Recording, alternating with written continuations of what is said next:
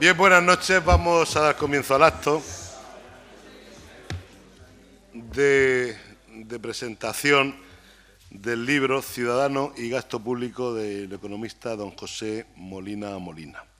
Me acompañan en la mesa pues don José Antonio Lozano Teruel, presidente de la Fundación de Estudios Médicos de Molina, que va a presentar el libro; don José Antonio Cano Díaz, presidente de la Junta de Zona 2 de Molina de Segura; don Pedro García López, expresidente de la Federación de Intervarios; y el propio autor, don José Molina Molina. Yo le quiero dar a todos ustedes la bienvenida.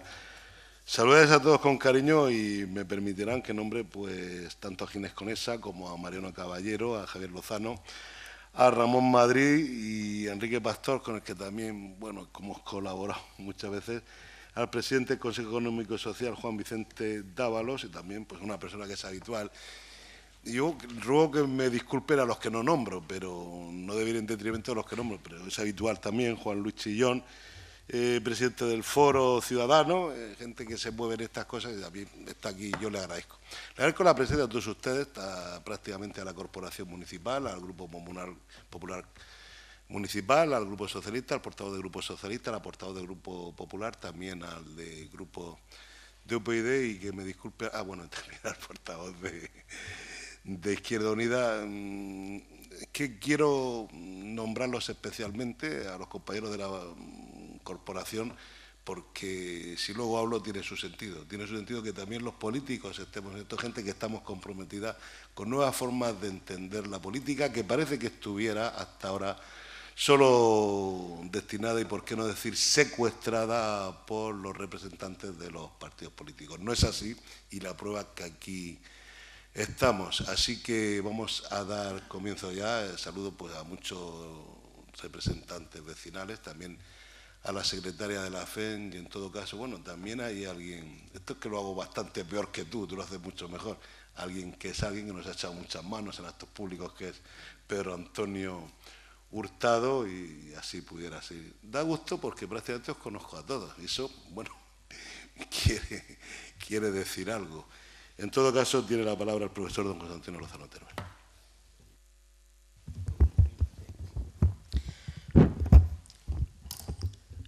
Muchas gracias, señor alcalde. Un saludo para todos los componentes de la mesa y para todos ustedes, los asistentes a este acto. Yo tengo que empezar diciéndole que conozco a mi buen amigo Pepe Molina desde hace mucho tiempo, desde hace ya varias décadas, y por ello pues he podido tener la ocasión de ser testigo de su buen hacer profesional desde lejanos tiempos. Por ejemplo, cuando ambos compartíamos ciertos cargos de responsabilidad, él como consejero de Economía, Hacienda y Empleo de la Comunidad Autónoma y yo como rector de la entonces única universidad de la región. Pepe Molina, en su blog, que ahora después comentaré un poco, se denomina como economista, sociólogo, auditor y, ante todo, un incansable luchador por la economía participativa y la democracia real, la transparencia y el buen gobierno. Ha llegado hasta ahí a través de una formación académica sólida y brillante, desde profesor mercantil en la antigua Escuela de Comercio de la Universidad de Murcia, licenciado en Filosofía y Letras, sección de Ciencias Sociales por la Universidad Pontificia de Salamanca, licenciado en Ciencias Económicas, Políticas y Comerciales por la Universidad de Valencia, doctor en Economía por la Universidad de Murcia, profesor asociado del Sistema Fiscal Español en la Facultad de Económica de la Universidad de Murcia. Codirige varias tesis doctorales, ha escrito varios libros, innumerables artículos, ha sido participante de innumerables actividades sociales y así un larguísimo etcétera. Yo quiero destacar que el autor de este libro, Ciudadano y Gasto Público, siempre para mí, su persona y su labor han sido merecedoras de 4 calificativos que considero muy relevantes: inteligencia, serenidad, compromiso y visión anticipadora estratégica. Todos esos calificativos yo creo que últimamente se han condensado y clarificado por su pasión con la participación en estos últimos tiempos, a la que llama a todos los ciudadanos, y eso lo está haciendo con un lenguaje totalmente diáfano y comprensible para todos. Y esto quiero destacarlo.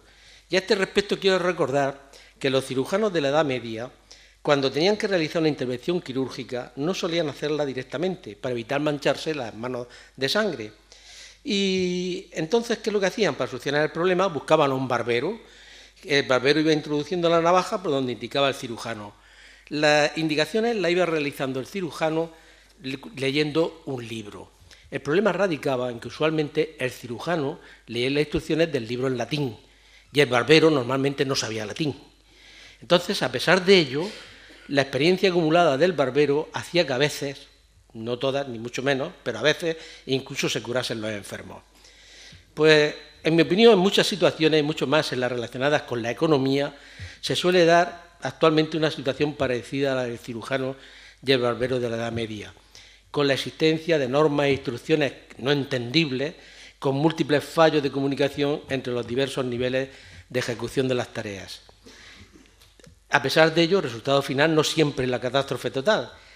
Por ello, el ejemplo de José Molina Molina, yo pienso que es una excepción muy meritoria, pues su lenguaje siempre es claro, preciso, certero y sobre todo entendible por todos.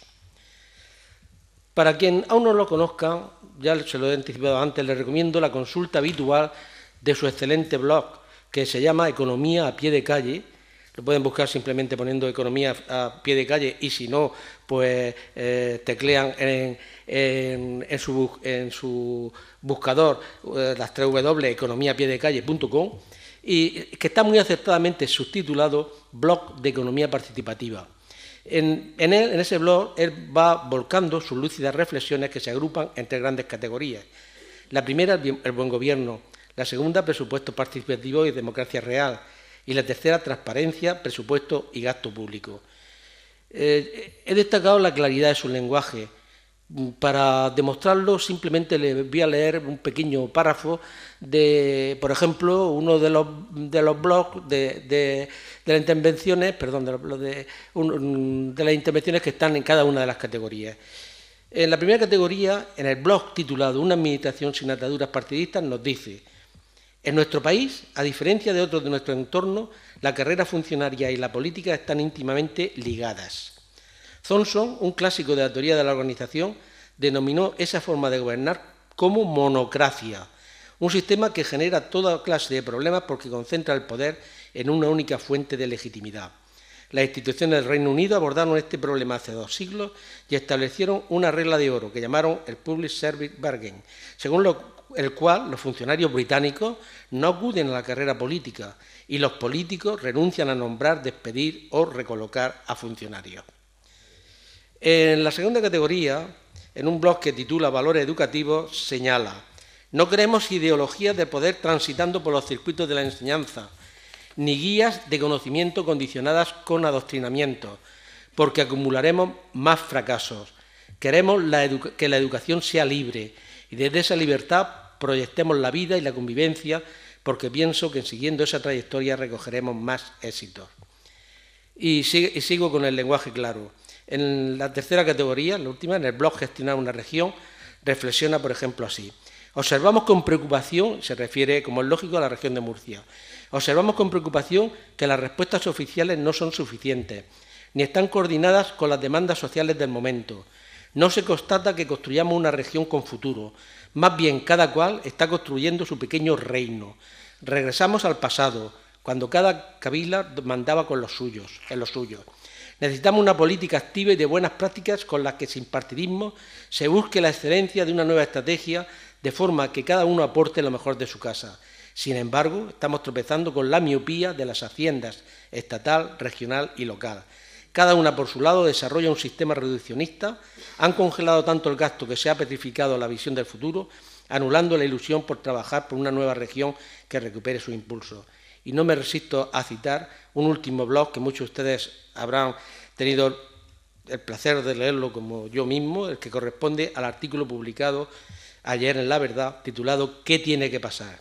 Su filosofía es la síntesis que informa la de todo el libro. Y por ello yo voy a destacar aquí unos puntos que están presentes en este blog, pero que están presentes también en todo el libro. El primero, un planteamiento evidente. Estamos inmersos en una doble crisis no solo es económica, es también social, y esto yo creo que es muy importante. Se cierra un ciclo de proyectos desarrollistas que al fracasar solo nos ha dejado una deuda que raya en lo ilegítimo. El desencanto se ha instalado en la ciudadanía ante las promesas incumplidas de sus gobernantes y ante los resultados de las recetas que aplican, que lo que hacen es agudizar los males en lugar de curarlos. La situación que vivimos día a día es inquietante y esto lo recalco yo personalmente, no es del autor. Yo creo que la sensación creciente de una parte importante de la sociedad española es la de la insensibilidad de bastantes de los responsables políticos más preocupados de preservar su privilegiado estatus y el de los que realmente detentan el poder, que sean posiblemente los oligopolios económicos.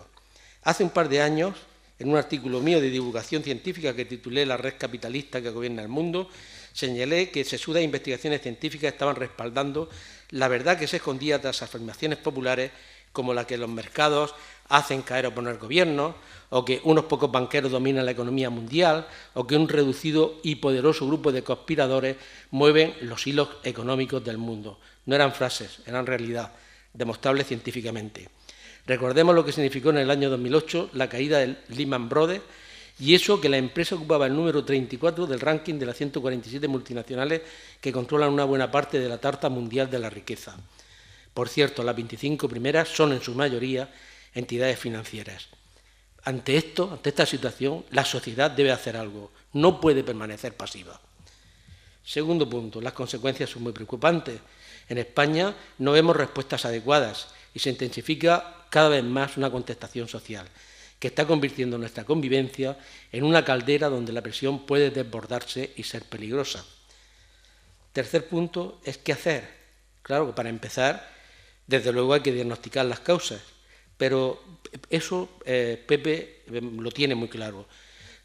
Para él es evidente que la situación procede en parte de una crisis externa financiera, pero que no podemos olvidar el gran protagonismo que en su desarrollo han jugado las decisiones, muchas de ellas equivocadas, tomadas en nuestro entorno por nuestros responsables políticos y sociales. El cuarto, entonces, ¿cuál puede ser la mejor solución? El sentido estratégico y de anticipación, y ese es el que tiene el autor. Yo quiero recordar que Su Sun, también conocido por Kun Chi, vivió en China entre los años 483 y 402 a.C. Era nieto de Confucio y fue uno de los más grandes filósofos chinos. En uno de sus libros, El arte de la guerra, Su Sun destaca admirablemente la importancia del concepto de estrategia. La estrategia es de importancia vital para la organización, constituye la base de la vida y de la muerte, es el camino de la supervivencia o de la aniquilación. Casi 2500 años después, aplicado al mundo económico, qué gran verdad encierran estas palabras. En la sociedad, la ausencia de una acertada dirección estratégica conduce al peligroso cortoplacismo, es decir, a tomar decisiones en el corto plazo, buscando efectos inmediatos, descuidando otros aspectos que son los realmente importantes. Entonces, ¿cuál es la estrategia? Pues el libro tiene por título resumido el de Ciudadano y Gasto Público, pero se completa con la postilla clave: por una gobernanza transparente y participativa.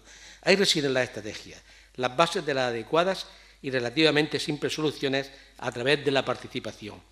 Por ello, Pepe Molina propugna un cambio urgente que responda con certeza a las demandas ciudadanas, antes de que se siga extendiendo la tentación populista de desprestigiar las instituciones. Y ello no se conseguirá sin la participación de la sociedad civil, que reclama un mayor protagonismo del ciudadano en la elección de sus prioridades respecto al control de gasto, el buen gobierno o la modernización de las estructuras del Estado como pilares para construir un país que precisa la eliminación de todo aquello que se ha pervertido y enquistado en las instituciones y que ha dado lugar a un nuevo caciquismo. El autor coincide con un sentimiento cada vez más extendido de que salir de esta bancarrota significa apartar a los que la han provocado, pero sin culpar exclusivamente a los mercados de lo que son en buena parte problemas internos. Hemos de iniciar un nuevo ciclo democrático, con más participación, reforzando la representatividad y las instituciones, transformando lo existente y construyendo una nueva sociedad, haciendo las reformas que se precisen y dando señales de esperanza a los ciudadanos. Finalizo. Mi felicitación al autor y querido amigo y mi deseo de que todos ustedes disfruten de la lectura del libro del mismo modo que lo he hecho yo. Y deseemos todos, desde los que lo hacen por criterios egoístas y de mera supervivencia, a quienes lo hagan por criterios nobles y altruistas, que se plasmen en realidades las propuestas de Pepe Molina. Su blog de ayer finalizaba con esta frase: los demócratas españoles tenemos un deseo, unir valores y virtudes, porque cuando hay un proyecto hay esperanza. Muchas gracias.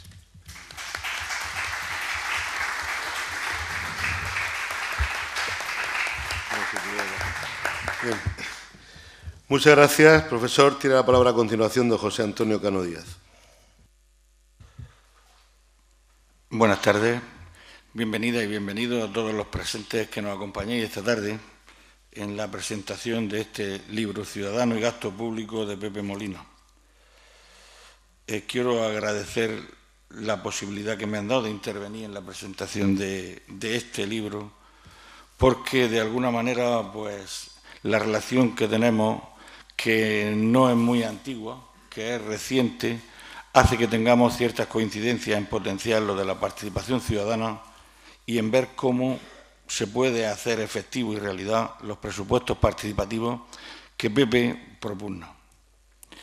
Mi relación con Pepe, el conocido fue a través de Juan Luis Chillón, que fuimos a Murcia, a la Universidad, al Paraninfo de la Universidad, donde presentó el libro de los presupuestos participativos.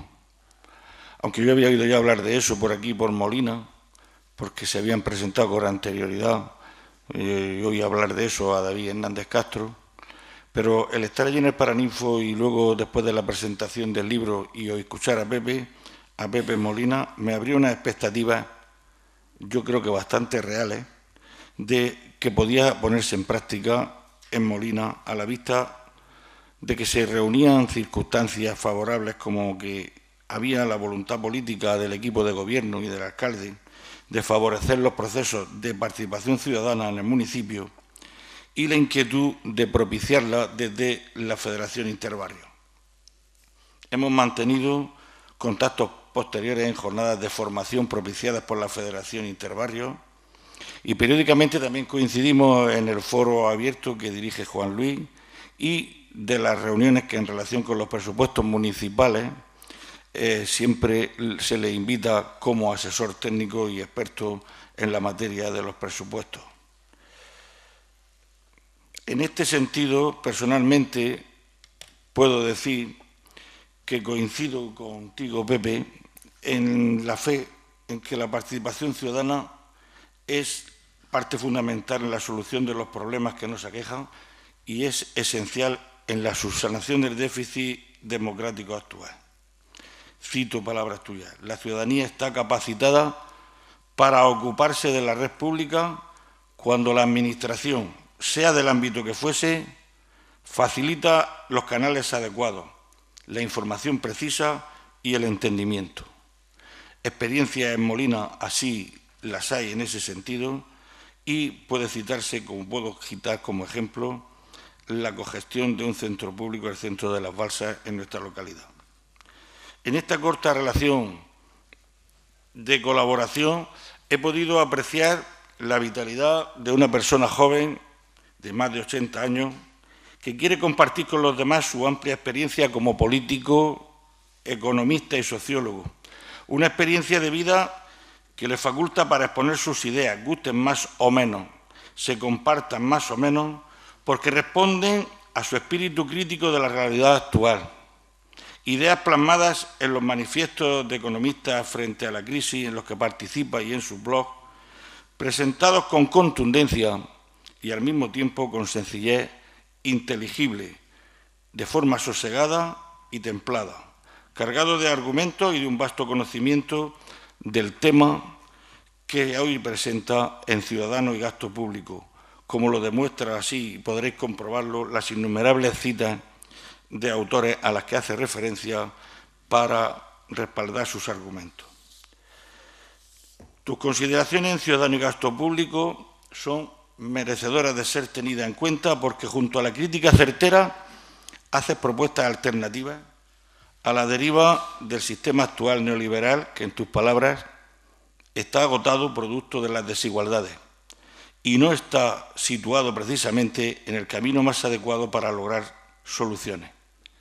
ni desde el sistema neoliberal, ni desde las posiciones que aceptaron en su momento otra ideología de la llamada tercera vía, asumiendo, aunque fuese por pragmatismo, lo que se quería combatir, se activan soluciones, porque el sistema no se transforma, dice, sino que se convierte en un monstruo que está dispuesto a devorarnos.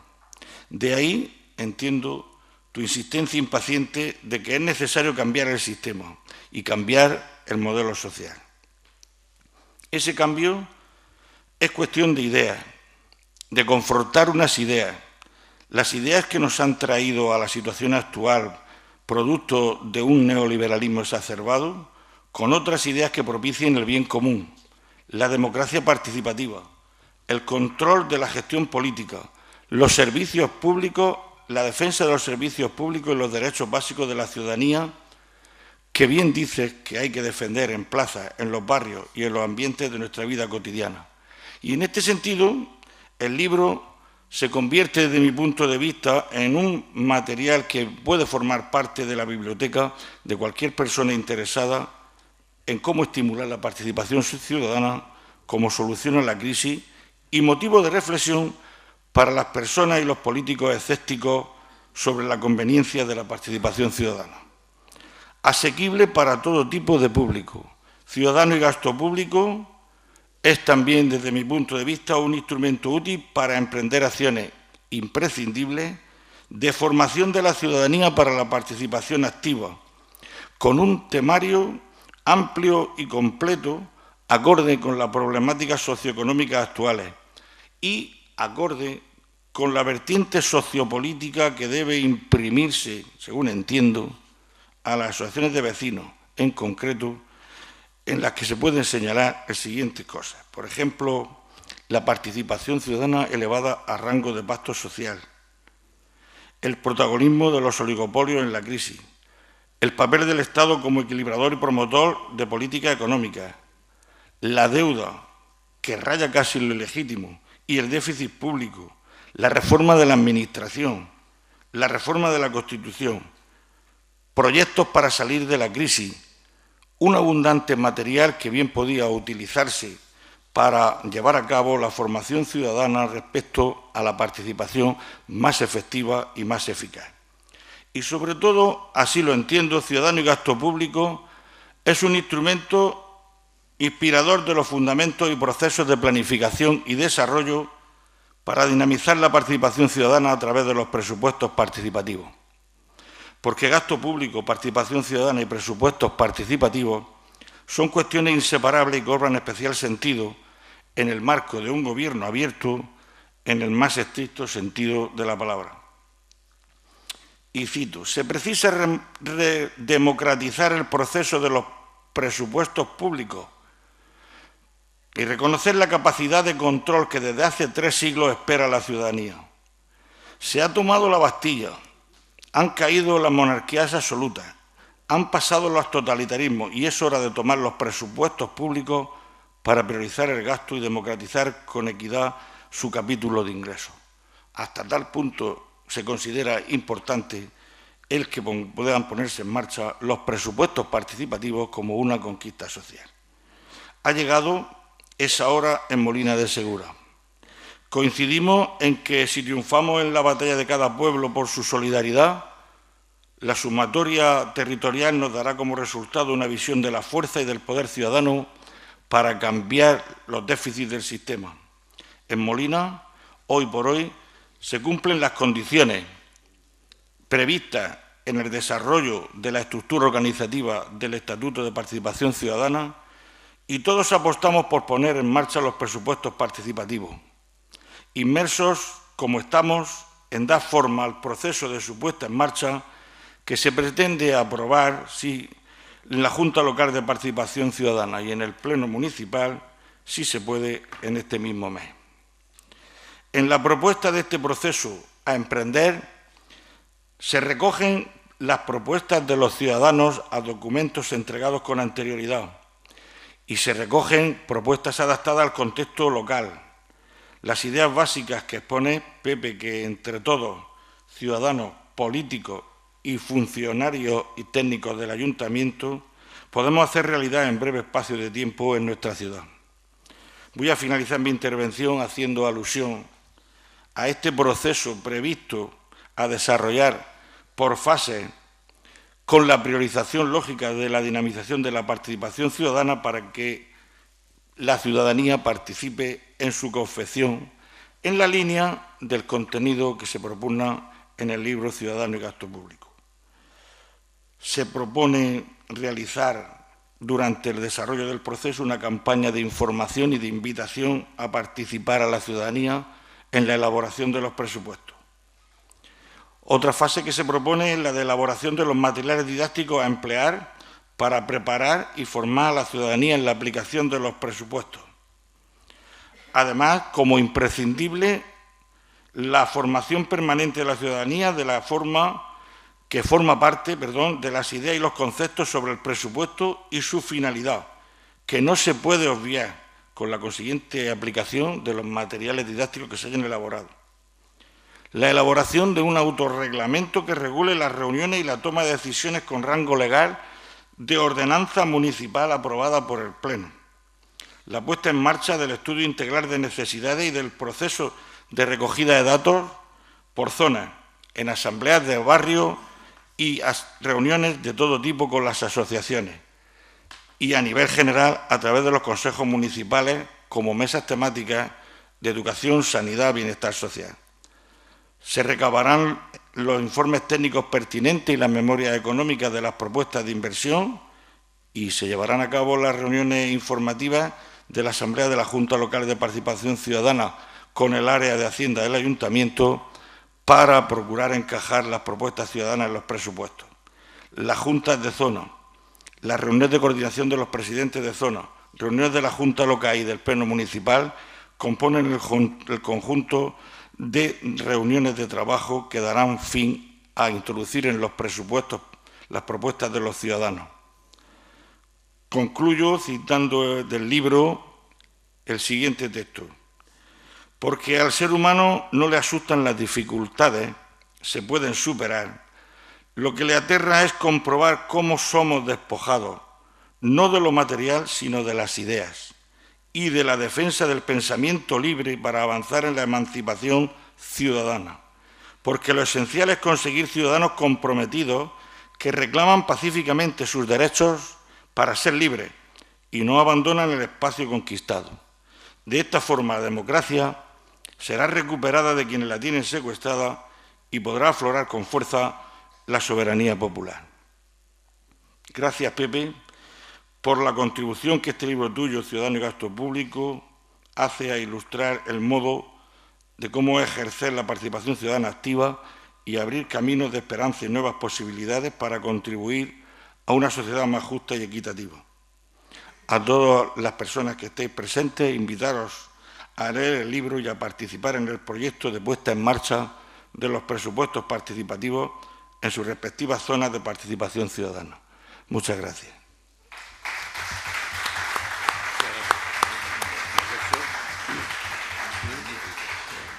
Bien, muchas gracias.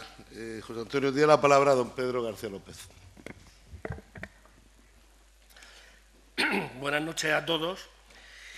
Y aun cuando da la impresión de que hablo en primera persona, lo que he tratado es, lo que he leído del libro, es ponerlo en primera persona y que me sirva de un compromiso. El primero que se compromete soy yo mismo que os hablo esta noche. Y voy a empezar precisamente con un poema que después explicaré por qué cito este poema. Los dueños de las dudas. Somos los que sabemos que no sabemos. Los que sabemos que no es luz esta claridad, que este permiso no es libertad, que este mendrugo no es pan y que no existe una sola realidad ni una única verdad. Somos hijos de los profetas, pero también hijos de aquellos quienes los profetas maldecían. Somos los que desafinan en los coros de loístas. Somos los que confían en la marcha de la historia sin lograr llegar a comprenderla. Con este poema de Dueños de las Dudas, inicio mi aportación a la presentación que Pepe Molina ha hecho de su libro Ciudadano y Gasto Público. En primer lugar, quiero comentar quién es para mí Pepe Molina. Pepe Molina es mi amigo desde hace 50 años. Nos conocimos en la década de los 60. Los dos estuvimos comprometidos en la promoción de la juventud de la región de Murcia. Recuerdo a aquellos autores que nos comprometían y nos invitaban en nuestro compromiso. Munier, Maritain, Gavín Marcel, Alfonso Carlos Comín, que tengo que decir que Alfonso Carlos Comín del Partido Comunista, pero que hoy la Iglesia no tendría inconveniente de canonizarlo como una persona que fue un testimonio para la ciudadanía española. Así como los que nos animaban a seguir nuestro compromiso y amigos que hemos compartido con ellos la ciudadanía, como es el caso de Juan Candela, Antonio Lozano, padre precisamente de José Antonio. Recuerdo que coincidimos con él en Murcia, siendo él director de Cáritas. Tomás Parra, Ruiz Jiménez, el que tuvimos la ocasión de ser amigos personales de él. Al volver a encontrarnos, tú no cambiaste por fuerte que fueron los vientos, Pepe. Sigues comprometido con el pueblo con la misma fuerza y el mismo entusiasmo de tu año de juventud. Y dices verdades tan grandes con frases abiertas. Hablamos de la juventud. Recuerdo que Antonio hablaba de la juventud, Antonio Moreno, de la juventud de José Luis San Pedro. Pepe Molina es un testimonio de un hombre con 80 años y que hoy tiene la vitalidad de la juventud, la fuerza y la transmisión y el testimonio de la juventud para la ciudadanía de Murcia. El paso de los años nos deterioran y nos pesan físicamente, pero nuestra opción fundamental gana en profundidad con el mismo entusiasmo y la misma vitalidad de los jóvenes que buscan la verdad. Permíteme, Pepe, que te comente algo sobre el libro, el que he releído y consultado varias veces. Ya en la introducción se toma una idea del contenido del mismo. Dice, no podemos dejar que nos roben las palabras, porque si nos las roban nos quedamos mudos. Pero no nos quedaremos mudos porque estamos empeñados en poner el pensamiento económico al servicio de los ciudadanos. Más adelante dice, dejo en tus manos no un libro, sino una ilusión. La ilusión de que los aspectos más cotidianos de nuestra vida, los servicios públicos, el gasto público, la demanda ciudadana, el control de lo público, lo que es de todos, y la transparencia son hoy necesarios conocer. Y son necesarios conocer porque el pueblo necesita conocerlo en un grado para exigir a nuestros políticos que nos gobiernan en este momento. Quiero añadir lo que yo pienso de la participación y lo que del poema Dueños de las Dudas. Con la participación ciudadana lo que vamos a descubrir juntos no son todo verdades, sino también muchas dudas. Dudas y desconfianzas si el grupo ciudadano que estamos promoviendo la participación lo que estamos ansiando es ocupar un cargo político. De esta forma, por supuesto, no va a llegar el cambio social que todos deseamos. No se trata de cambiar unos políticos por otros. Se trata de que la ciudadanía tome la palabra y que ponga orden en este desconcierto que actualmente nos abruma. Los ciudadanos no podemos evadir responsabilidades. Tendremos que ser parte integrante de la comunidad, estando vinculados a los cambios sociales. Abriremos, ya José Antonio lo decía, abriremos puertas para que cada uno en sus respectivas zonas, desde sus respectivos roles, participe en la asamblea de los barrios del pueblo. Queremos sumar vuestra voz a la voz de otros ciudadanos.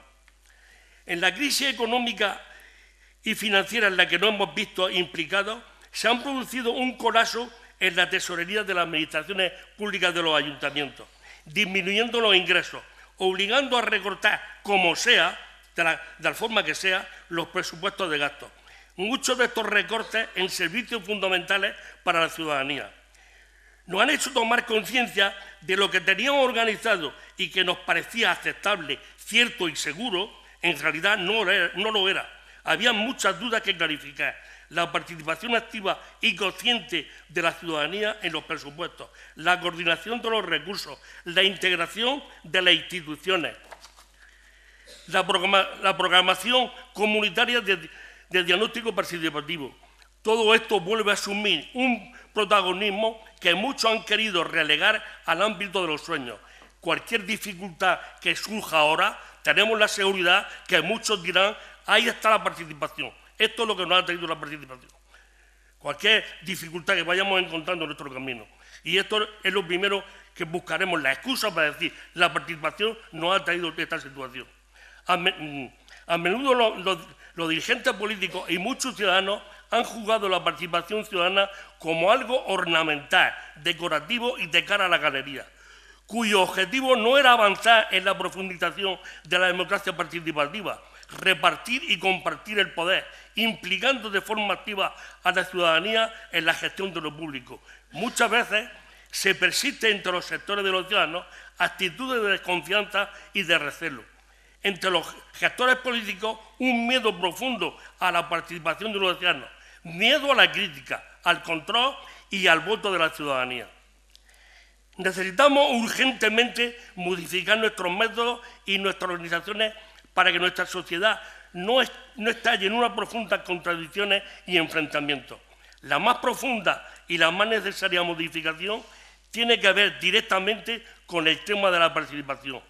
O nos implicamos correcta y paulatinamente los ciudadanos y ciudadanas en un papel de corresponsabilidad en la gestión de los asuntos públicos, o los individualismos, los terrorismos, el fascismo, los nacionalismos y la involución nos harán llegar a una insostenibilidad. Durante muchos años, la participación ciudadana la hemos considerado, la única finalidad que tenemos era una función reivindicativa. Hoy no tiene sentido, porque daba la impresión que reivindicar era pedirle al poderoso, al que mandaba, que nos hiciera un favor para resolver ciertos problemas. Hoy no tiene sentido la reivindicación, tiene sentido que nos implicamos en proyectos nuevos, en proyectos alternativos a una sociedad que no estamos de acuerdo con ella. Una sociedad que se ha quedado totalmente, no una sociedad, sino una ideología que se ha quedado totalmente anticuada y que no nos valen para el tiempo que estamos viviendo. Entonces la reivindicación, ya digo que para mí supone el reivindicar algo solamente es pedirle al que manda que me conceda graciosamente algo. No, lo que se trata ahora mismo es de implicarse los ciudadanos, implicarnos en proyectos y en situaciones totalmente nuevas. En nuestro pueblo, el territorio ha vuelto a asumir un papel fundamental, convirtiéndose, por un lado, en el espacio de referencia de programas en intervenciones humanitarias, económicas y sociales, y por otro, es el espacio de participación de la ciudadanía en la vida pública. Ha sido fundamental para lograr este compromiso político la voluntad política de nuestro alcalde. Él es y ha sido el mayor propagandista y divulgador desde el ayuntamiento de la importancia y urgencia de la participación ciudadana. Así pensamos muchas personas. Ahora más que nunca es el tiempo de la participación ciudadana para acabar con el profesionalismo de los políticos y con la corrupción de los públicos por intereses inconfesados y descontrolados. La apuesta por una democracia basada en la participación activa y la cooperación entre todos los actores sociales. Esta es una llamada a toda la ciudadanía. Las voces de cada uno, unidas, serán la voz del pueblo. Lamentable espectáculo, y esto pienso que cualquiera de los que estamos aquí podemos pensarlo, hemos dado cuando se ha convocado a la ciudadanía para hacer una protesta ante unos recortes, una situación social, unos problemas sociales.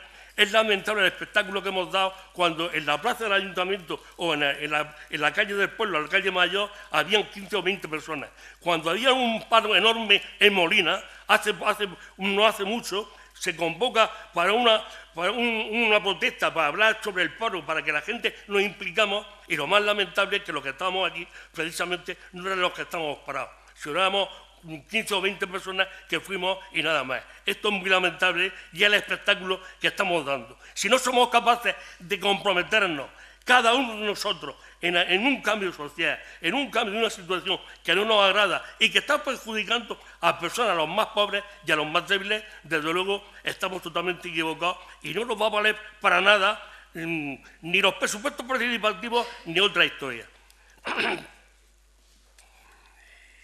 No están los tiempos, hay algo que considero que es fundamental. No están los tiempos hoy para aprovechar la inteligencia individual y colectiva de los ciudadanos, para menospreciar la iniciativa social, para desechar la creatividad comunitaria. En la democracia no existen los enemigos, existen los opositores, personas que piensan distinto, tienen intereses distintos que pueden colisionar con los míos, pero con los cuales puedo concertar futuros posibles. El futuro no es posible sin los otros, ni nuestros sueños sin los sueños de los otros. La forma de vivir pensando en el futuro es conectar con el futuro y con los sueños de los otros. Y quiero terminar dándole las gracias a Pepe y deseando que viva mucho tiempo, porque desde luego te vamos a necesitar para que nos siga orientando y nos siga guiando en el tema no solamente de la participación ciudadana, sino algo que va a ser más grave y más dificultoso, que es de los presupuestos participativos. Y voy a terminar diciéndote algo, Pepe. Ahora mismo estamos un poco equivocados. Cuando hablamos de participación ciudadana, creemos que la participación ciudadana, lo fundamental son los presupuestos participativos. Los presupuestos participativos es una parte de la participación ciudadana. Si no hay participación, si no somos capaces de acudir a una asamblea y no somos capaces de participar, solamente venimos aquí al ayuntamiento a poner la mano para que nos den dinero. Los presupuestos participativos son importantes en tanto en cuanto estamos dispuestos a participar, y estamos dispuestos a participar no solamente a disponer de un dinero para los problemas de nuestros barrios y de nuestros pueblos, sino también para controlar el gasto del ayuntamiento en distintas actuaciones durante el año y durante el ejercicio. Por eso digo que es muy importante los presupuestos participativos, pero para mí es fundamental primero la participación ciudadana y después, cuando hay participación ciudadana, los presupuestos participativos. Bueno, y nada más. Yo tengo de toda la vida, o desde que leí un libro de Eduardo Mendoza, asumida una frase que creo que era una obra, se llama Una comedia menor, que decía que la vida te quita cosas. Al contrario, dice, bueno, la vida te va quitando, la vida te quita cosas. Yo la tenía asumida, digo, bueno, la entendía siempre desde el sentido que te quita cosas porque según vas cumpliendo años no vas consiguiendo algo, fácil de entender, que te habías imaginado cuando eras un jovencolo, tenías tus intereses, tus ideas. Y claro, cuando ya vas cumpliendo, ya no eres un jovencelo, estás cumpliendo no 80, que tampoco los tiene Pepe, que tiene menos, pero ya hemos pasado los 50 y hemos llegado a los 60 brillantemente, pues vas pensando que es que a lo mejor lo que te quita la vida son unas luces que encendiste en tu juventud porque alguien encendió esos focos, a lo mejor no la encendiste ni tú mismo, bueno, llegaste a esas conclusiones. La experiencia de vida te va diciendo que no, que a lo mejor no te ha quitado algo que tú pensabas que tenías que tener y no has llegado a conseguirlo. Y claro, cuando llegas a conocimiento de personas como José Molina, esto me lo va a perdonar que lo diga, porque yo sé de su natural, o del propio profesor Lozano, dice, sí te da cosas comparables con compartir existencia y vivencias con personas como ellas dos. O sea, pues es tan comparable como, por ejemplo, al disfrutar de una nieta, cosa que hasta que no se tiene no se puede, y eso te lo da la vida. En ese nivel quiero yo poner mi relación con José Molina, del que la primera noticia que yo tuve, bueno, yo sé que fue consejero y todo eso, pero bueno, yo entonces de eso no vamos a hablar, porque de eso hace más tiempo, fue una llamada que él me hizo en relación con un libro que me envió de presupuestos participativos. Y entonces me sorprendió porque yo no tenía mucha relación con él.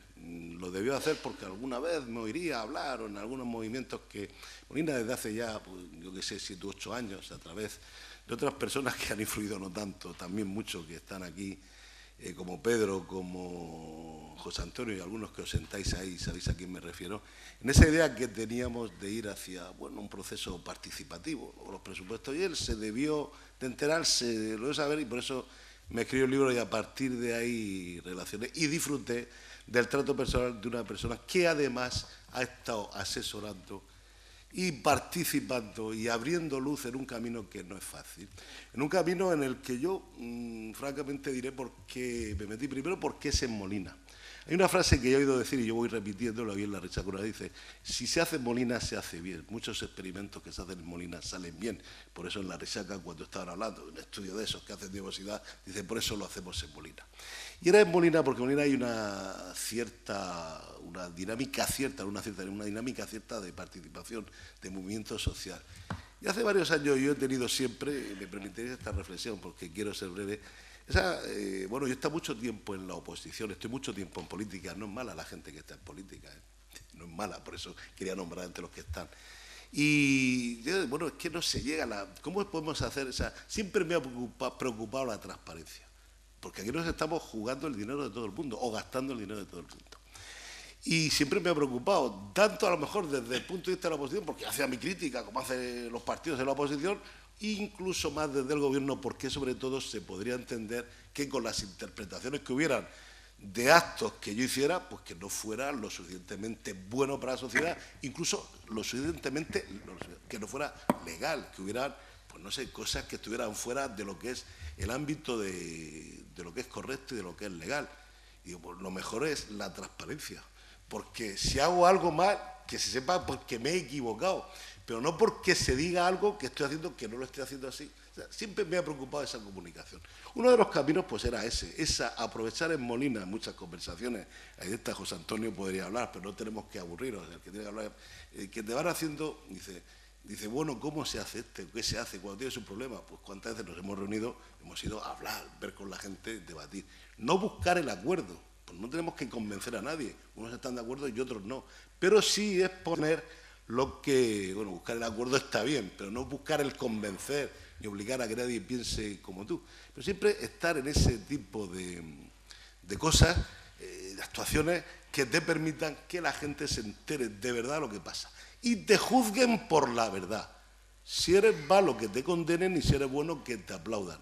Pero por lo que es verdad, no por lo que... Y por tanto, siempre he estado interesado en eso porque tengo la conciencia, como la mayoría de los políticos que yo conozco, con los que he participado en mi trinchera y en la contraria, en mi partido y en otros, que la gente lo que quiere es que se sepa lo que se hace.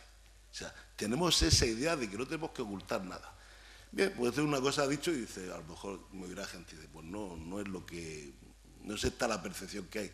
Desde luego no la hay. Y yo creo que si la sociedad está reclamando esa transparencia, una de los caminos, el único que es abrir esa participación.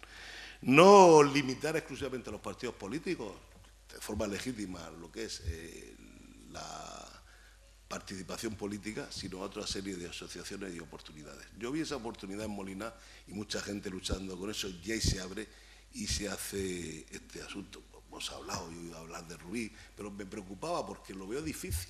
Entonces ya vuelvo al principio. El conocimiento de Pepe Molina a mí me dio esa posibilidad. Yo por fin veo en ese libro sistematizado cómo se hacen los presupuestos participativos. Porque esto va más allá de una encuesta de poner un pupitre que quiere usted que le hagamos. Porque así se harían, como dice un técnico municipal, picos de calles, no se harían calles enteras. Se hacían capítulos de libros inconexos, no se haría un libro que es el proyecto de una ciudad. Y no solo, como me hubieran dicho, en el gasto, también en los ingresos. En este paisaje que se ha presentado aquí, pero he incidido especialmente en las circunstancias que nos están obligando a las administraciones a recortar servicios de autoridad que nadie quiere, que todos condenan como mala, pero por lo visto que no hay otro remedio, quizá si lo hay, ahora Pepe lo explicará, pero que en todo caso aquí en Molina, y esto que no se entienda más allá de cómo se quiere entender, aquí no estoy ahora para presumir, yo creo que esa imperiosa necesidad de recortar servicios, objetivamente, honestamente, creo que no ha sido. Creo que no ha sido. Que no se haya llegado a lo mejor a algo que deberíamos de haber llegado, que se haya hecho mal, que no ha pasado. Porque, ¿y esto por qué es? Porque también lo ha dicho José Antonio, no se habla solo de distribuir gastos, sino también de acometer ingresos. Claro, el que gobierna es el que procura que vengan esos ingresos. Y eso siempre tiene la crítica de la sociedad.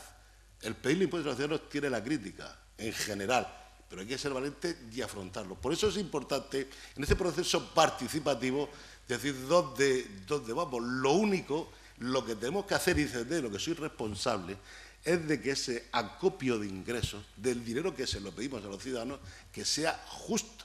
Pero no olvidemos que siempre los que más paguen impuestos, más se van a quejar y a lo mejor tienen más voz que otros que son los beneficiarios de esa redistribución que es obligatorio hacer y que solo se puede hacer a través de la administración pública.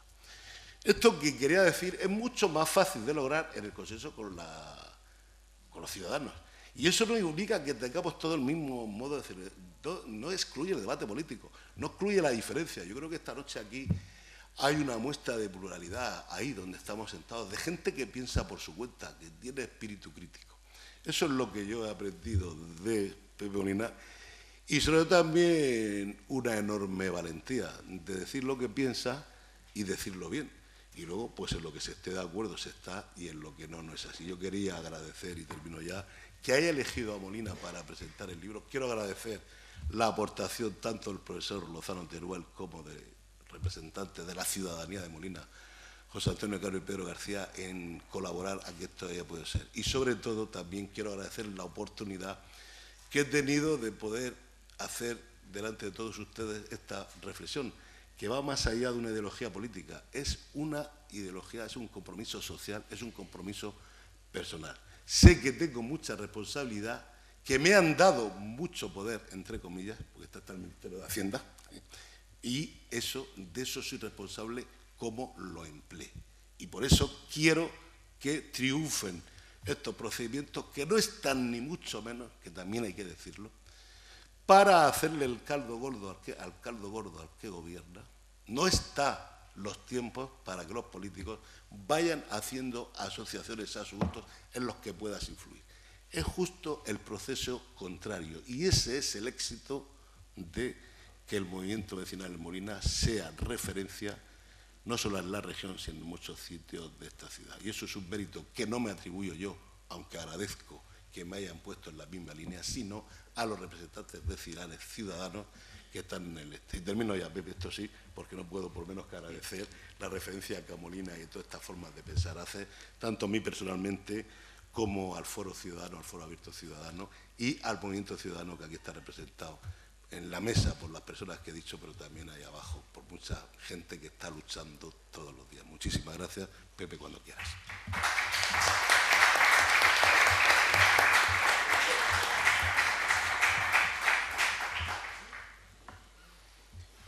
Agradecer a nuestro alcalde, porque yo me considero ya de aquí de Molina.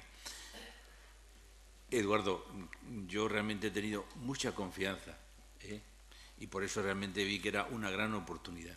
Y te agradezco públicamente el impulso y la colaboración que has dado, porque estás haciendo que la obra sea completa, estás haciendo que de un trabajo de investigación realmente se vaya trasladando en esta región a un proyecto de realidad. Y eso realmente, para alguien que se dedica a la investigación y a la aplicación profesional del conocimiento, pues realmente me da una gran satisfacción. Muchas gracias. Y tengo que agradecer también a José Antonio Lozano, el que ha subrayado tanto ciertos méritos que son solamente de haber hecho una trayectoria profesional, y las ideas que has ido remarcando y que realmente están volcadas en mi libro y en los tantos escritos que voy haciendo, realmente lo confieso en el libro y lo digo públicamente, no son ideas mías, son ideas que he ido recogiendo y que mi labor ha sido de estructurar todas esas ideas para ir haciendo realmente de un puzzle que está ahora mismo encima de una mesa, ir componiendo las piezas para que sea realmente al final un juego completo y algo que realmente nos pueda ser positivo. Muchas gracias, José Antonio, por tus palabras hacia la obra y hacia mi persona. Y también agradecer a José Antonio Cano y a Pedro García el que realmente me han dado en todos estos años que llevamos trabajando. A Pedro ya ha dicho que nos conocemos desde la juventud. Mi primer acto público fue Pedro, que me dijo en el Consejo Diocesano de Acción Católica: tienes que ir a hablar a la parroquia de Fenazar, aquí.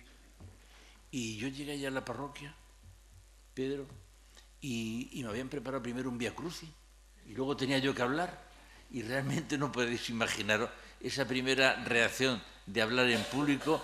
Yo tenía 17 años, cómo realmente pasa uno pues ese trance. fue aquella escuela activa de líderes en nuestra juventud que hicimos y realmente nos ha servido de mucho. Fue una auténtica escuela de ciudadanía en la cual realmente participamos un grupo activo de jóvenes de aquí de Murcia. Y realmente yo tengo que agradecer que me han aportado mucho, porque siempre esa parte de la visión práctica hay que volcarla en todo el desarrollo. Y tengo que decir también que el Foro Ciudadano Abierto, la Federación de Interbarrios, que se ha incorporado, la colaboración que he visto que han puesto de manifiesto todos los grupos políticos, y ya en realmente algo que ve uno en marcha y en movimiento, como es una escuela de ciudadanía abierta, porque hay proyectos incluso de trabajar con los institutos en estas ideas, para ir resurgiendo desde abajo hacia arriba en ese cambio de transformación que se precisa y se necesita si queremos hacer una ciudad nueva. Y permítame que inicie mi intervención recordando precisamente que ese compromiso ha sido un objetivo de mi vida, porque siempre he tenido claro que debemos de actuar en nuestro entorno, no debemos de mirar en el G20 ni en la ONU. Los problemas los tenemos aquí, los problemas hay que resolverlos justamente en nuestro pequeño mundo. Y además, para difundir un pensamiento que impulse el cambio social. Esto es algo activo, lo tenemos que poner en movimiento. Y además para que ese cambio social sea un cambio que constituya un compromiso claro para fortalecer la democracia. No es un cambio social vacío, sino es un cambio social ideológico para fortalecer la democracia. Porque si somos capaces de cambiar algo en nuestro entorno, nos dice el profesor Stiglitz, asumimos que la democracia empieza en nosotros mismos, en nuestras vidas, en nuestro territorio, en nuestra ciudad, en nuestros barrios, en las fábricas, en nuestra familia. Es que tenemos que ser demócratas integrales. Tenemos que ser demócratas integrales. Antes hacía Pedro una referencia a Munier. Es verdad, nos marcó mucho ese pensamiento del personalismo desde el punto de vista de hacer personas. Y haciendo personas, hacemos futuro. Y desde esa concepción y la experiencia acumulada como en mi vida profesional y de investigador, he difundido en mis trabajos, en conferencias, en seminarios, en artículos, en donde realmente he tenido oportunidad de expresarme, que el gasto público y el ciudadano son dos problemas que están entrelazados, y que para fortalecer esa unión, se precisa ir construyendo paso a paso. Ahí no tenemos que tener urgencia, pero no podemos detenernos. Paso a paso tenemos que construir un novísimo Estado social de derecho, en donde se respete la equidad del gasto. Y para ello he intentado poner el pensamiento económico, todo lo que he ido leyendo, estudiando y analizando, poniéndolo al servicio del ciudadano. Lo tenemos que poner nuestro pensamiento al servicio del ciudadano, justamente ahora en una España que está en ebullición. Algo que para muchos es inquietante, pero que realmente representa un momento crítico para aportar, como antes se hacía referencia en un artículo que hice en la prensa, aportemos todo lo mejor que tenemos cada uno, aportemos lo mejor de cada casa en este proyecto. Y además también quiero insistir en que comparto y quiero trasladar en estas manifestaciones el compromiso con las ideas renovadoras de los colectivos ciudadanos que quieren también aportar sus propuestas. Esos movimientos que estamos viendo, que están surgiendo y que no quieren incorporarse en ninguna estructura, hay que darles cabida también en ese novísimo Estado social de derecho. Porque la actual crisis económica ha puesto de manifiesto que las democracias están en una deriva tecnocrática y de baja intensidad política. Y tenemos que recuperar justamente esos aspectos negativos. Y no son procesos nuevos, son epidemias que cíclicamente pasan en las sociedades. Y en esta tesitura, en mi opinión, ser demócrata es una actitud de disidencia, porque no se puede aceptar que la tríada poder, dinero y éxito reemplace a la tríada igualdad, dignidad y libertad. Hemos pasado un ciclo tan esperpéntico de hacer negocios en unas auténticas burbujas que todo era poder, dinero y éxito. Realmente, y la experiencia acumulada como en mi vida, cuando realmente se intentó eliminar los gobiernos absolutistas del siglo XVII, las monarquías absolutistas, se tomó la Bastilla. Se tomó la Bastilla, en donde realmente nos dicen en la historia que había 7 presos nada más, y algunos de tipo común. Pero era un símbolo del poder absoluto. Y ahora no hay que conquistar la Bastilla, ahora tenemos que conquistar los presupuestos. Los presupuestos para hacerlos justamente participativos.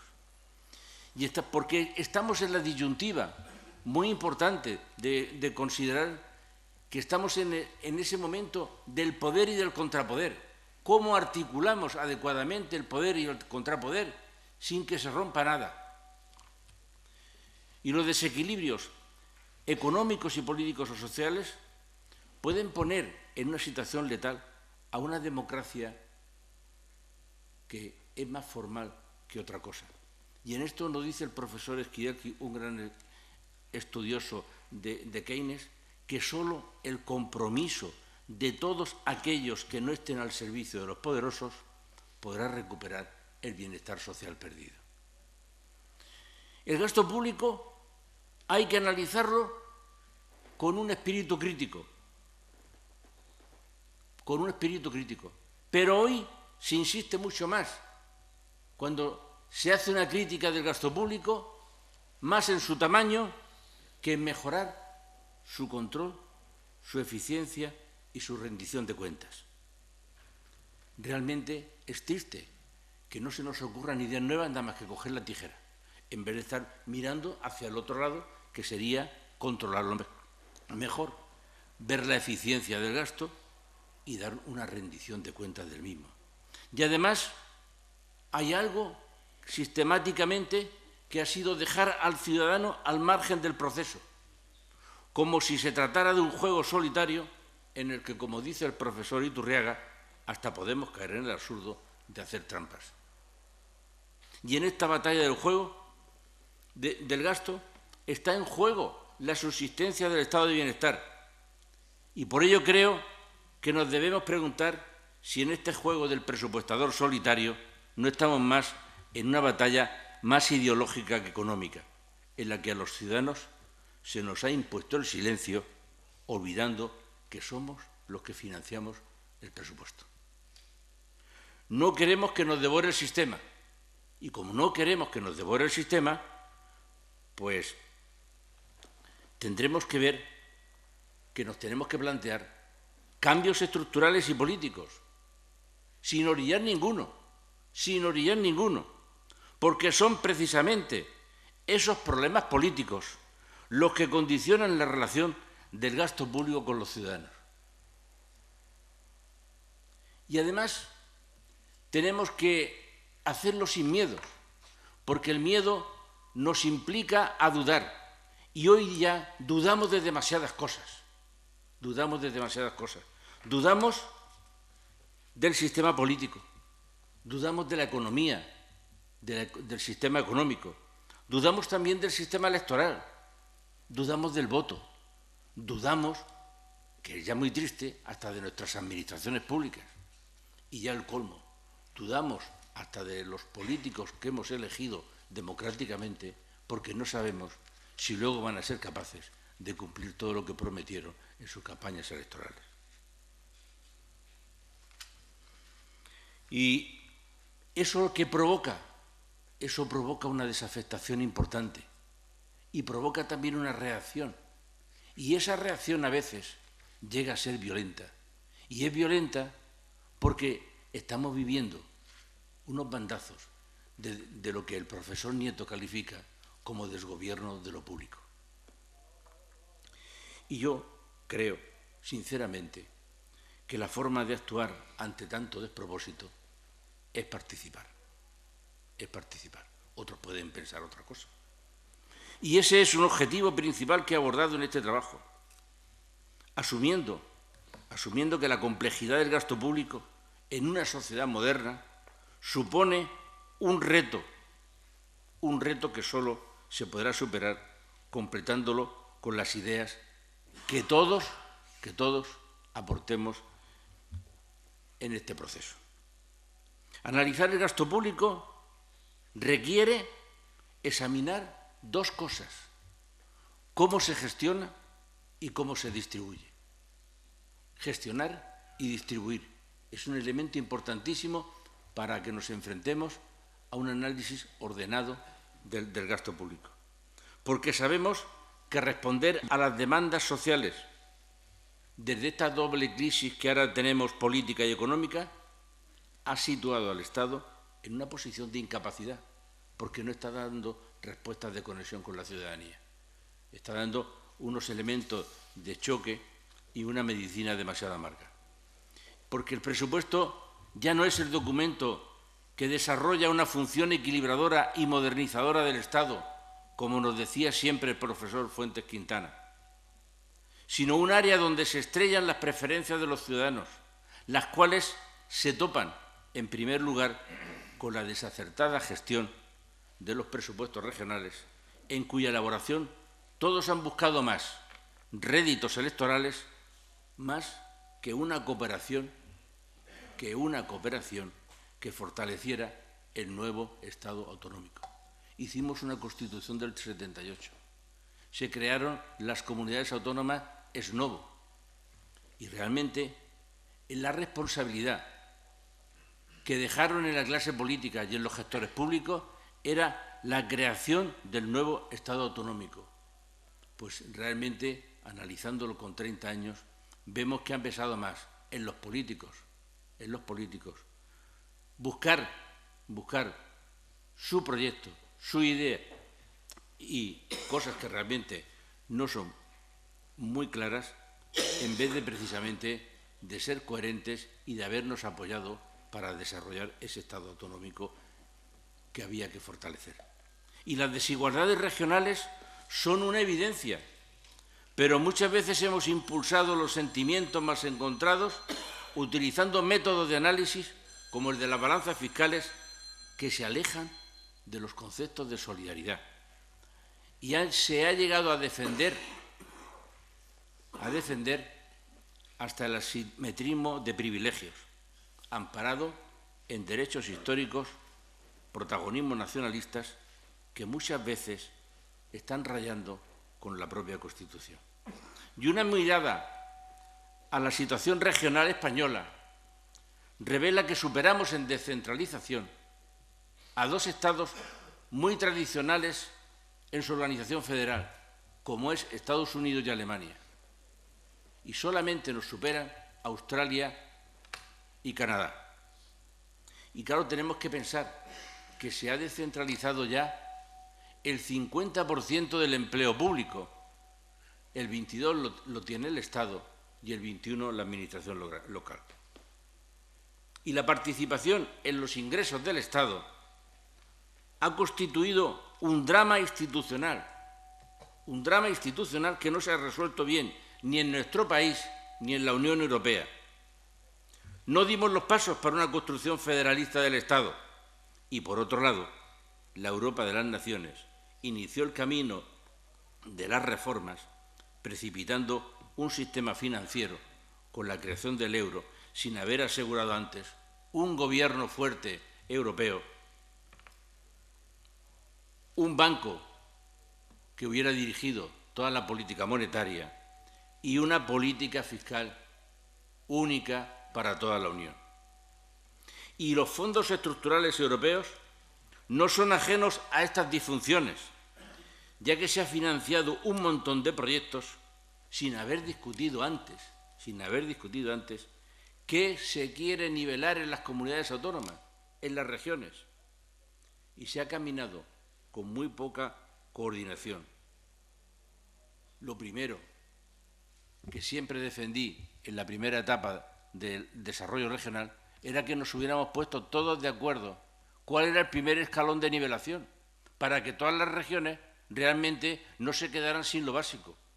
Si todos teníamos que tener trenes ligeros. Si todos teníamos que tener AVE. Si eran autopistas, si eran trenes. O sea, realmente algo que era un primer escalón para que todo el mundo, todas las regiones lo tuvieran. Pues eso realmente fue imposible. Fue imposible. Los políticos, cada uno, realmente quiso hacer su proyecto y se lo financió o cofinanció con los fondos estructurales. Y así nos ha ido, que ahora nos comparamos los índices de convergencia con Europa e indican que el gran esfuerzo financiero que se ha hecho no ha conseguido el acercamiento. En concreto, nuestra región, yo hice el primer plan de desarrollo económico regional en el año 84. Estábamos en el puesto 15, seguimos estando en el mismo puesto. Y ya advertí en un Consejo de Política Fiscal y Financiera que por el sistema que íbamos no íbamos a progresar en ninguna región y que a la que se descuidara un poco incluso descendería de los rankings. Claro, yo creo que el gran esfuerzo financiero que se ha hecho, que se ha hecho solamente en un sentido de inversión, porque se aparcó la capacidad de fiscalidad real de cada territorio y ninguno tuvo vocación de recaudar. Ninguno ha tenido vocación de recaudar, porque recaudar es una tarea muy ingrata, y solamente lo que se han dedicado las comunidades autónomas ha sido que a cada cambio de sistema de financiación de las comunidades autónomas pedir más participación en los ingresos del Estado. Y ya he hecho una referencia antes al grado de descentralización. Y cuando ya en alguna reforma de estatutos no sabían qué pedir más, se inventan la cláusula CAM de la Comunidad Autónoma de Valencia diciendo que ellos piden todo lo que piden, que en ese momento hacen referencia al estatuto. Pero si a alguna comunidad se le ocurre algo y pide más, esa también la quieren ellos para ellos. Yo creo que ya estamos rompiendo el juego. Hemos llegado ya al absurdo de una cláusula como esa totalmente insolidaria, aprobarla en un estatuto, en un parlamento regional, aprobarlo en unas Cortes Generales y firmarlo quien lo tiene que firmar. Yo realmente, viendo esas cosas, dice uno, es que esto no puede funcionar. Esto no puede funcionar. ¿Y por qué ha funcionado? ¿Por qué ha funcionado? Pues ha funcionado porque los políticos nos han llevado al efecto pernicioso de una invisibilidad contributiva, lo que se conoce en el ámbito de la ciencia fiscal, vivir bajo una ilusión fiscal. Y la figura a la que nos han acostumbrado nuestros políticos es recurrir a la deuda en vez de a la recaudación. Y los estudios del Instituto de Estudios Fiscales ponen de manifiesto que el endeudamiento en las administraciones públicas aumenta al mismo ritmo que se aproximan las elecciones electorales. Y esta ilusión fiscal, esta perniciosa situación de apropiarse de lo que no se tiene, porque claro, yo estoy metiendo deuda para que la paguen después unas generaciones, lo que pasa que aquí el ciclo se ha cortado y nos ha pillado los dedos con el sistema. Pues esa situación de ilusión fiscal, y tenemos que reflexionar en ello, la han tratado los políticos al controlar las cajas de ahorro y también se han metido en la financiación de proyectos esperpénticos de tal magnitud que han sido capaces de hundir el sistema financiero de cajas de ahorro, que era el 50% del sector financiero de nuestro país. Y claro, la bancarización y la anulación del sistema realmente es preocupante, pero ojo, más preocupante también es que al caer ese sistema público o semipúblico de financiación, también ha dañado a las fundaciones y a las obras sociales de las cajas de ahorro, cosa que mermará las posibilidades de futuro de las actuaciones que venían desarrollando, y lamentaremos mucho haber dejado en manos incompetentes, y algunas realmente los tribunales dirán si eran más que incompetentes, en una situación realmente que habrá que levantarse y pedir responsabilidades de quién nombró, de quién gestionó y de quién tenía la obligación de supervisar y no supervisor.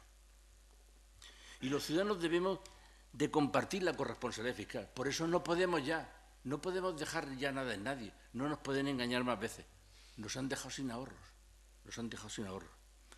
Y por eso tenemos que conocer, como antes se ha dicho, no es tanto el presupuesto participativo conocer los gastos, conocer qué se va a hacer. No, también es el ingreso. Y además analizarlos. Y además comparar los gastos de unas administraciones con otras. Y luego preguntarnos en voz alta, en la nación entera, ¿cuánto es bastante? Es decir, ¿cuántos recursos precisan para equilibrar las necesidades de las tres administraciones? Miren, nosotros estamos dispuestos a financiar todo lo que realmente se tenga que financiar en mi ciudad, en mi municipio, en mi región y en el país. Pero ahora pónganse ustedes las tres administraciones de acuerdo, porque no pueden estar ustedes manteniendo una permanente y sistemática batalla entre ustedes. Es impresentable. Eso tenemos que decirlo en voz en grito. Ese reparto de la tarta lo tenemos que exigir a la ciudadanía. Oiga, pónganse de acuerdo. Miren una cosa, los ayuntamientos siguen recibiendo por participación en los ingresos del Estado aproximadamente un 13%. Lo mismo que se recibía hace 50 años, o 40 seguro, porque realmente ese índice no se ha variado. Oiga, esto no puede ser. ¿Alguien se ha quedado con alguien en el camino? ¿Para hacer qué?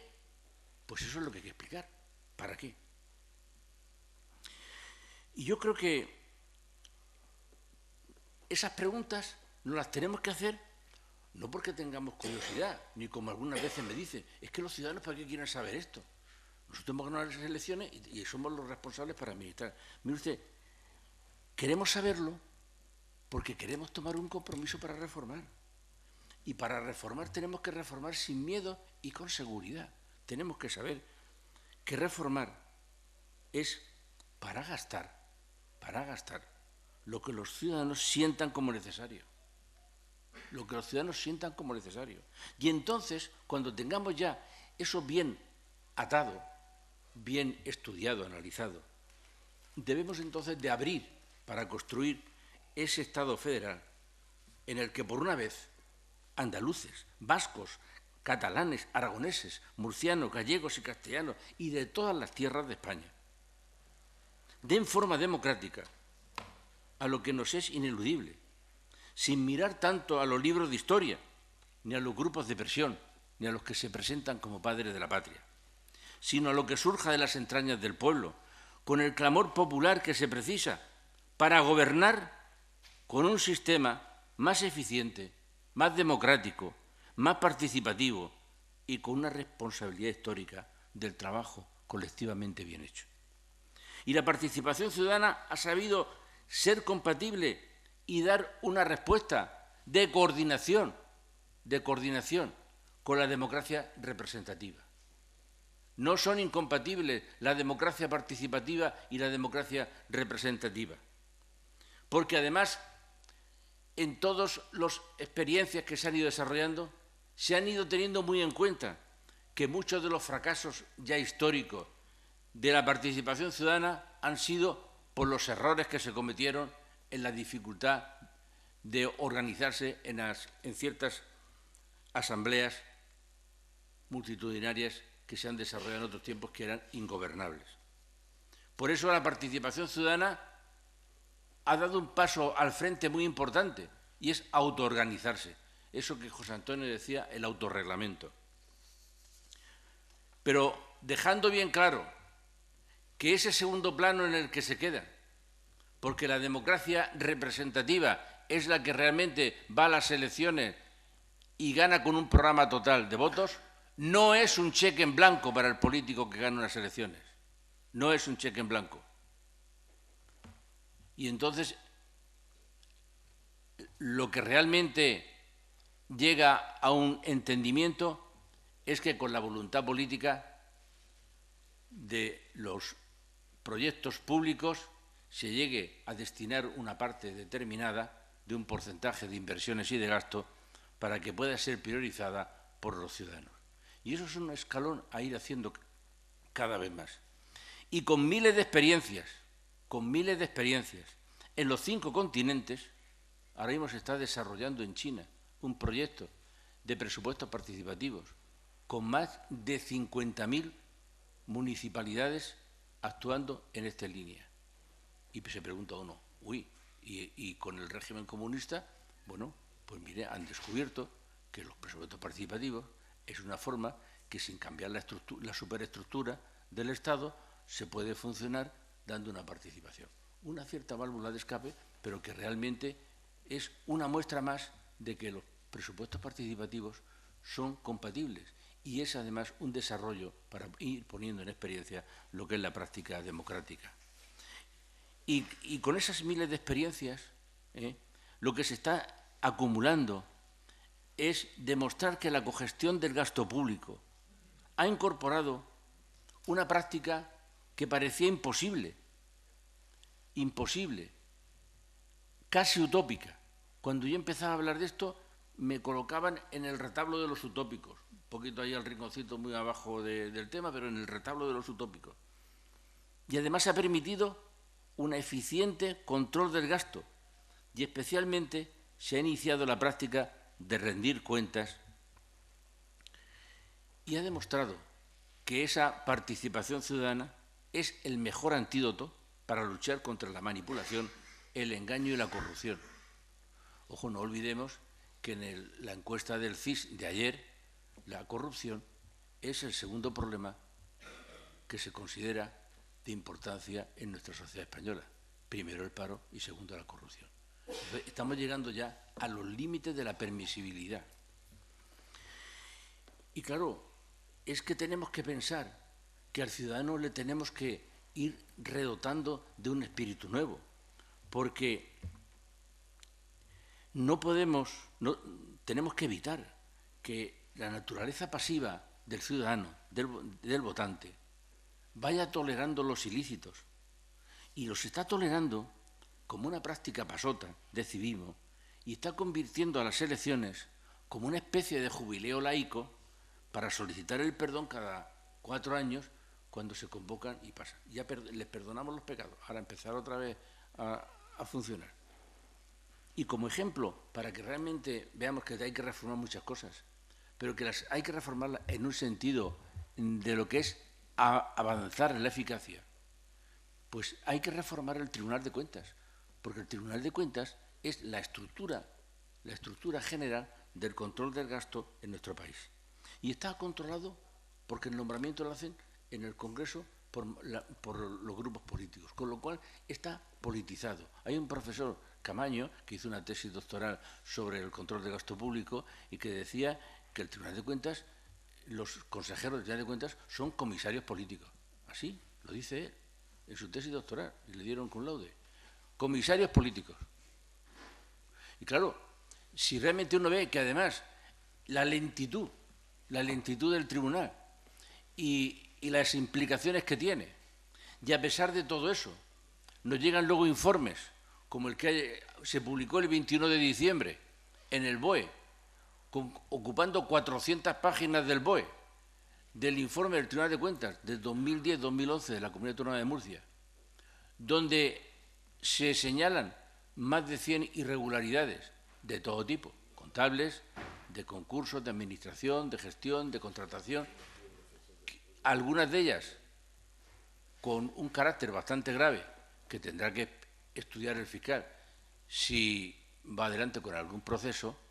Pues yo creo que, primero, un informe de 400 páginas, que si lo leen algunos, hay que leerlo muchas veces porque realmente se entiende bastante mal, porque se escribe en un lenguaje bastante complicado para entender. Pero, oiga, ¿ahora me dice usted lo que hice mal en el 2010? ¿Ahora? Oiga, mire, realmente, si yo estaba contabilizando algo mal, si me lo dice usted al mes siguiente o a los 6 meses como mucho, cierro el ejercicio con la contabilidad bien hecha. Eso es lo que realmente se llama un control de gestión continuada del gasto y que lo tienen que hacer.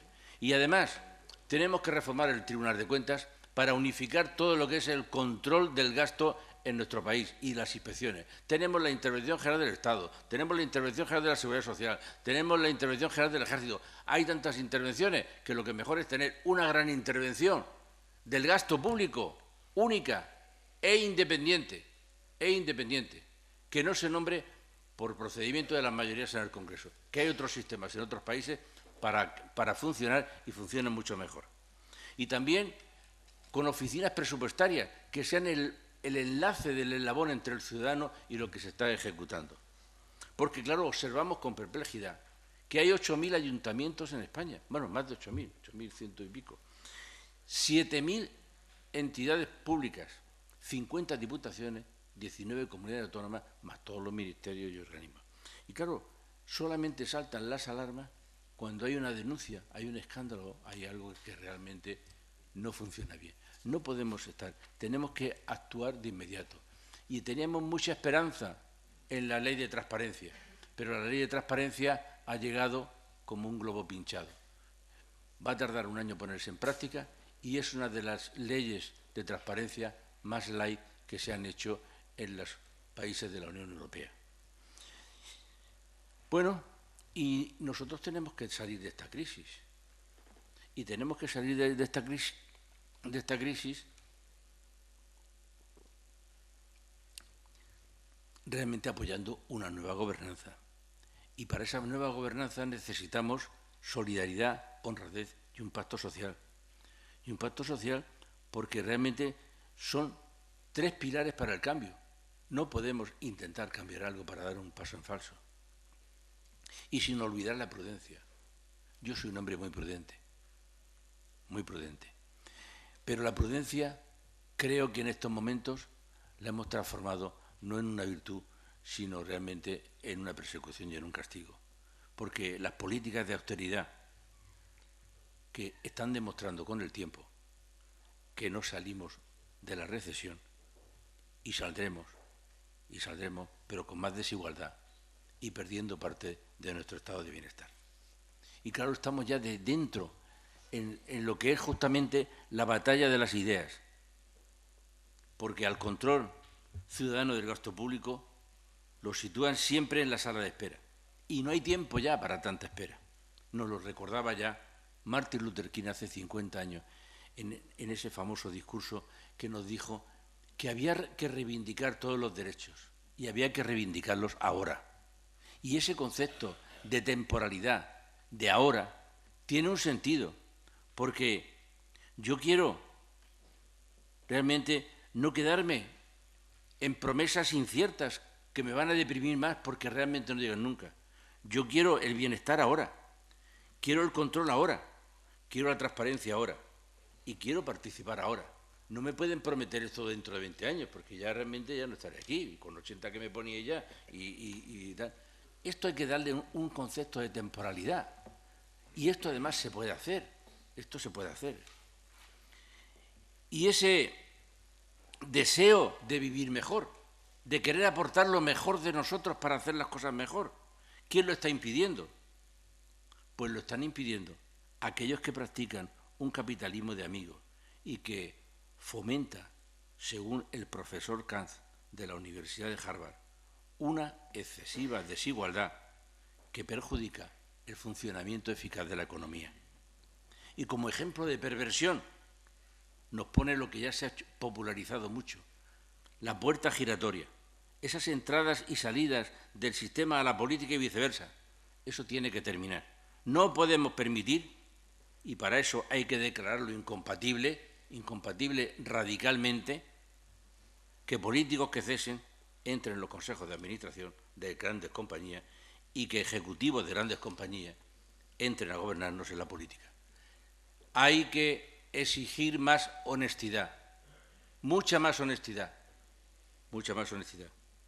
Y dentro de esa exigencia de más honestidad hay que también señalar la financiación de los partidos políticos, que tienen que ser más transparentes y que tienen que ser auditados por auditores independientes, nunca nombrados por ellos ni pagados por ellos, porque si uno paga a la policía, difícilmente el policía te va a multar. Y no se entiende cómo con tan pocos ingresos que declaran hacen tantas cosas. No se entiende. Y sin ética suficiente, sin código de gobierno y con una militancia que no se revela ante ciertos jefes de fila próximos a la corrupción, lamentablemente vemos como el asalto al poder se acepta como algo inevitable. Y desde esa desastrosa imagen, es que lo peor de todo es que estamos contaminando a la economía empresarial, porque rompemos la igualdad de oportunidades del mercado y convertimos las relaciones y el amiguismo como el mejor camino para hacer negocios rápidos. Y así lo ponen de manifiesto 3 encuestas hechas por 3 consultoras independientes sobre las oportunidades de los ejecutivos en relación con las administraciones públicas. Y una de las cosas que más valoran al contratar a un ejecutivo es su capacidad de relación y de amistad con las administraciones públicas. Eso tiene que cambiar. Eso tiene que cambiar. Y la única forma de cambiar es que haya mucha más transparencia. Y no se comprende que organismos públicos impidan ser controlados y no faciliten información entre sus administraciones públicas, entre ellos mismos. Es que se engañan entre ellos mismos. No sabíamos la deuda que teníamos ni del Estado, ni de las comunidades autónomas, ni de ciertos ayuntamientos. Han tenido que venir a poner la exigencia de lo que han llamado los hombres de negro, algo así como cuando éramos pequeños nos decían que viene el hombre del saco, pues exactamente igual, con la temeridad. Han tenido que venir y declarar. No se comprende nada de lo que están haciendo con lo que es nuestro. Y de esa incomprensión dan buena cuenta las encuestas de opinión que suspenden a los políticos y sus políticas. Pero no nos conformamos con ese suspenso. Los ciudadanos queremos saber, queremos tomar parte, queremos conocer el impacto de las acciones y de los planes públicos y queremos el control y la rendición de cuentas. Y queremos que la democracia recupere las políticas sustantivas, las que van dirigidas a mejorar la vida de las personas y a mejorar la vida de las ciudades. Y queremos ilusión. Y porque queremos ilusión no queremos que nos estén machacando permanentemente con la deuda y que esa deuda nos hunda en la depresión. Por eso queremos auditarla.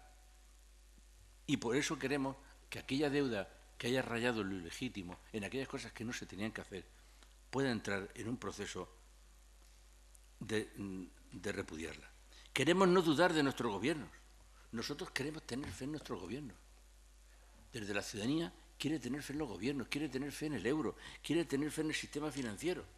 Y todo eso para ir construyendo un nuevo pacto social que sea justamente el camino para terminar en un nuevo Estado social del derecho. Y el sistema no puede quedarse inmóvil. El sistema tiene que financiarse. Por eso necesitamos rápidamente una reforma del sistema fiscal para que sea con un nuevo escenario garantice 2 cosas fundamentales: seguridad jurídica y equidad. Seguridad jurídica y equidad, que son 2 principios que deben de presidir la Hacienda del siglo XXI, con un modelo tributario integrado, articulado, coherente y que someta a gravamen la realidad económica sin los agujeros negros que hoy presenta el sistema fiscal. Y los agujeros negros no es mío, los agujeros negros es que lo han dicho los propios inspectores de Hacienda en el congreso que han tenido en el mes de octubre. Han denunciado ellos, en su congreso de inspectores, al propio ministerio, que el sistema tiene tantos agujeros negros que al final la bolsa de fraude está aumentando permanentemente. Y las encuestas del Instituto de Estudios Fiscales nos están diciendo que el 93% de los españoles, ojo, el 93% de los españoles piensan que nuestro sistema fiscal en los 10 últimos años ha empeorado y que solo funciona para las retenciones de las rentas del trabajo. Se precisa una política antifraude que no sea un plan burocrático, sino un bastión combativo y con medios eficaces, con poderes independientes, sin conflicto con las normas ni con otras administraciones. Y el retraso de esta reforma El problema es que el retraso de esta reforma nos está endeudando cada día más, porque cuanto más se tarde en aplicar la equidad y eliminar el fraude, los servicios los estamos manteniendo con más deuda. Y ya hoy estábamos viendo que este año se emitirán 6.000 millones más de deuda pública. Y claro, para impulsar el crecimiento necesitamos sacarlo de donde realmente no está tributando. Porque nosotros queremos un crecimiento para todos. Porque si no hay crecimiento para todos no saldremos de la crisis. Y queremos un crecimiento para tener una economía sin privilegios. Queremos realmente que sea algo equitativo. Y ya concluyo. Porque la intención de este trabajo es dejar en manos de todos ustedes las ideas que busquen la eficiencia en la economía para hacerla más solidaria. Que sea un reto, una liberación, y al igual que otros pueblos han sabido encontrarla, pero han sabido encontrarla haciendo dos cosas: eliminando los errores que iban cometiendo y acrecentando aquellas cosas que realmente iban siendo acertadas en sus políticas. Y también abriendo tres cosas: instituciones, empresas y la política, para dar participación. Y esto es importante porque si abrimos esto y lo democratizamos más, impediremos que en este momento tanto de confusión nos ahoguen un poco más y salgamos de esto, pero no ya solamente con menos cosas ni menos servicios, sino también con menos democracia. Parece evidente que es la hora del cambio. Y Bergson decía que existir es cambiar, que cambiar es madurar, que madurar es seguir creándose a uno mismo sin fin. Yo creo que estamos en ese momento de hacer un cambio en lo personal y un cambio también en el cuerpo social. Y para ello debemos de reflexionar que tenemos que tener muy claro aquellas cosas que queremos imprescindibles y a las cuales aspiramos.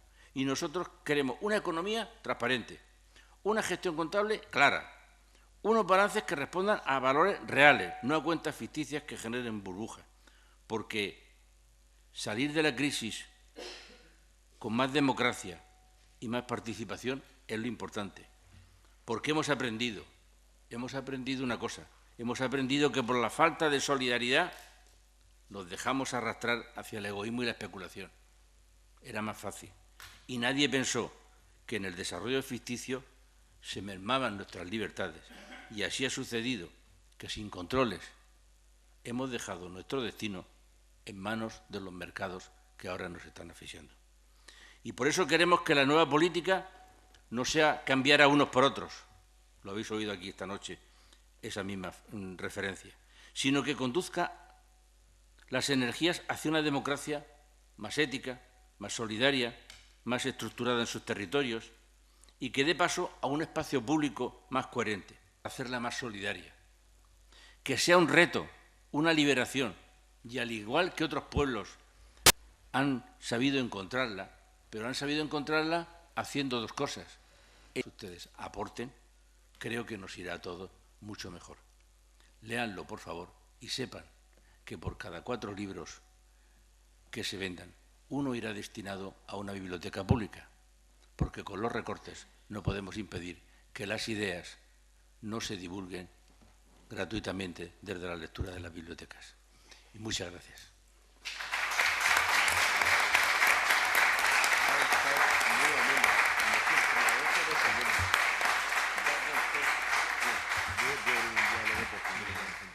Bien, muchísimas gracias. Yo creo que procede abrir un diálogo y de hecho pues se abre en este momento. Quien quiera intervenir, pues que pida la palabra, tomamos nota, interviene y ya pues abre un diálogo en los términos que se establezcan.